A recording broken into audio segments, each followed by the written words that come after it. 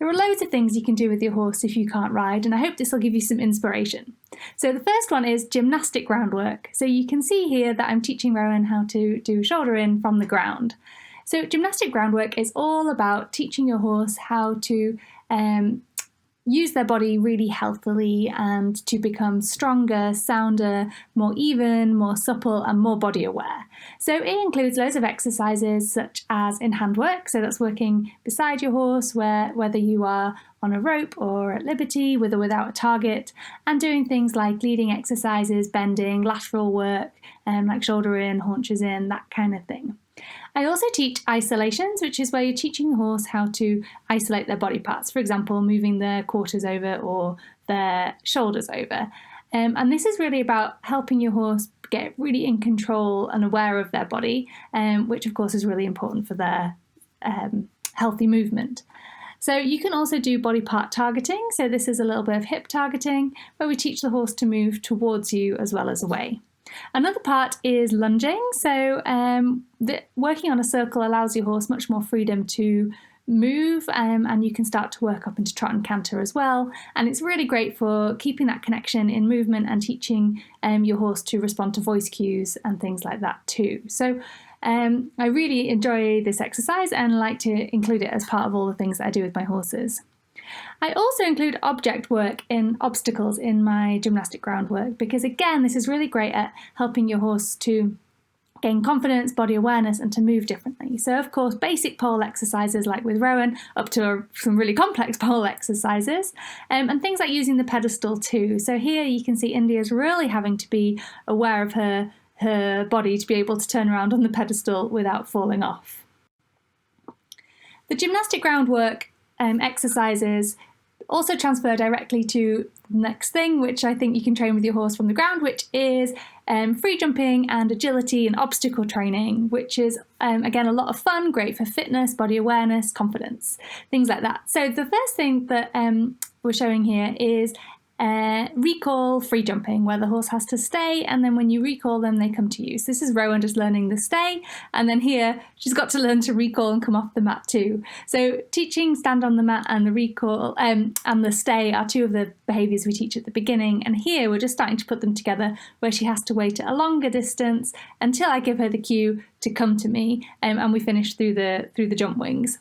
And this is India showing it. Of course, you build up gradually, adding in more space, more distance, poles, up into trot and canter, and then up into jumps. So you can see what it turns into with India here, where she waits until almost, I call her. She gets a bit excited and comes a bit soon, but then comes over the jumps towards me. And here, again, she waits till I call her, pops up into canter, over the jump, chooses the jump to come to me. Free jumping is a really great exercise. You can also do free jumping running next to your horse, and this of course starts to move into things like horse agility.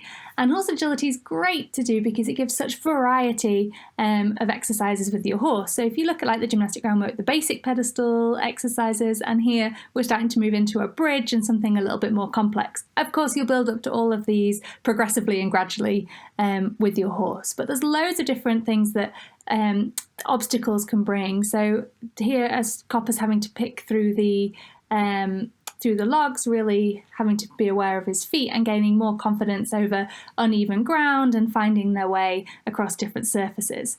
There's also exercises like this one that Rachel's doing here with Heather, like you go into a square, turn a circle, walk out again. You've got things like the S-bends and all sorts of exercises where you really have to work with your horse to explain to them where you want them to go, and that's really great for your communication, as well as to build your horse's awareness and moving through different spaces. Now, a lot of the horse agility exercises also require like a little bit of a despooking element. So you've got something like a squeeze, which can be a bit scary at first, where you have to gradually build up and build your horse's confidence. So you might start with it wide and gradually get it smaller and narrower as you progress through the exercises. And of course, things like the curtain, you can start with an archway, build up to the strands until you can move up to something like this. But talking of despooking, the third exercise you can train from the ground is despooking exercises. Now, so many horses need some work despooking to build their confidence and curiosity because they are flight animals. So this is me working with Ned, who's a little rescue at Hope Pastures, and we're doing the spooky target circle. So you can see I've just got some objects on the ground in a circle.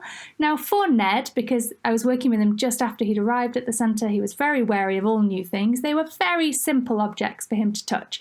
All I'm trying to do is to build his curiosity about engaging with the world, especially where humans are involved.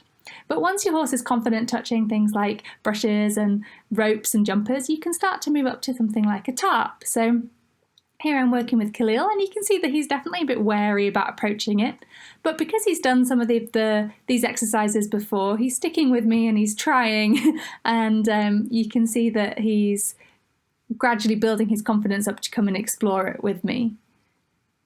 I'm also using a handheld target just to give him a little more guidance as well. And the aim for all of this is to keep your horse obviously under threshold, so they're not getting really frightened, but also so they're actually enjoying it and feeling really empowered and confident and building your relationship as you're building your horse's confidence together. You can also do exercises like with Freckles shaking the balloons and can they stay while you go around them, which is really great for building up their confidence with, things behind them that are spooking, as well as you can do it with ropes over their back and around their hindquarters and things like that to really build their confidence up.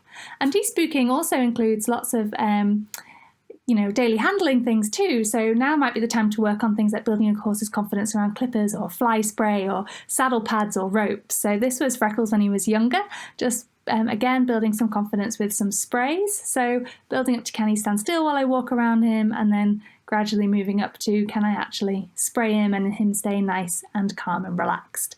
So if you can't ride for whatever reason, you can use this time to really help build your horse's confidence.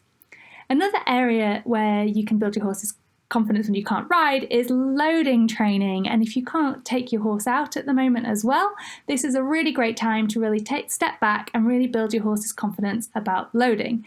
So this is CT member Aithwin working with her horse JD, and you can see that she's set up a kind of loading simulation. So even if you don't have access to a trailer, making a narrow space, going on different surfaces, standing quietly while they're enclosed is really great loading training. And this is India at Hope Pastures Rescue Centre again, just working with a handheld target on teaching Revel to confidently go up the ramp. Now, loading training doesn't just finish when they go in. We spend a lot of time teaching them how to stay calm about being closed in, because that's often one of the times when horses really panic or get worried. And so taking the time to really teach them that it's no big deal when the partitions close and to stand in is really important to teach your horse to be a really happy, confident loader. So these are just a few obviously sped up videos, and you can see my horses all showing a lot of enthusiasm about going into the horse box. And like I say, I do spend a lot of time building up their joy about going in, and of course being closed in, and then moving up to the travelling as well. It's all part of it. So one of the other ways that you can make it really, really fun is just to play games around the horse box. And that brings us to number 5, which is trick training. So this is Murphy, a little rescue pony of mine, playing some fetch in and out of the horse box. So it's all about making the horse box a really fun place to be. But you can just teach fetch as a fun trick, of course. There are some other ideas too. So you've got catch and pushing a ball. So this is Rebecca Musselwhite, who's a vaulter and trick trainer of Jive Pony, teaching one of her minis to play noseball. Just really fun. Again, there's a lot of confidence building and joy, relationship building for you and your horse in there too. Working with India with her Spanish walk. Again, that kind of circles right back to some of the gymnastic groundwork elements. This is my old boy Toby, who loves to smile, his old teeth, and then shaking some bells as well. So you can just get really creative. You can really work with your horse's strengths, and they will have some ideas as well. And then finally, we've got Freckles putting the hoop over his head too. So there's loads of ideas there for you to play with your horse. So if you're feeling inspired and would love to learn more about how to train these things to your horse positively, please check out the Connection Training Club, which is our online membership site for learning exactly how to do all of these things. So we've got a whole suite of home study courses, including things like the daily handling, healthcare procedures, which cover things like the clipping and the fly sprays and stuff like that. We've got a whole Despooking course, loading and travelling, gymnastic, groundwork, jumping and obstacle training. It's all in there, all the step-by-step videos. We have hundreds of tutorials, and the courses are built in very progressive ways, so you can start with the easy exercises and it shows you exactly how to build it up with your horse, right to the more advanced versions of all of the exercises too. We've also got a fantastic forum with super members from all over the world who are really supportive, friendly, open-minded, really a lovely bunch of people. You can join us live for Q&As, chat to us, you can access the recordings, you get podcasts, you can enter monthly challenges. There's just loads of stuff going on and we would love to have you there.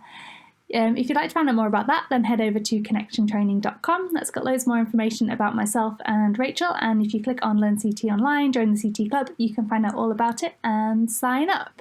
You can also find out more in the Connection Training book, so head over to Amazon and just search for Connection Training and it'll come up, and that's got a really good overview of our principles, our ethos, and has lots of how-tos about a lot of these exercises in there as well.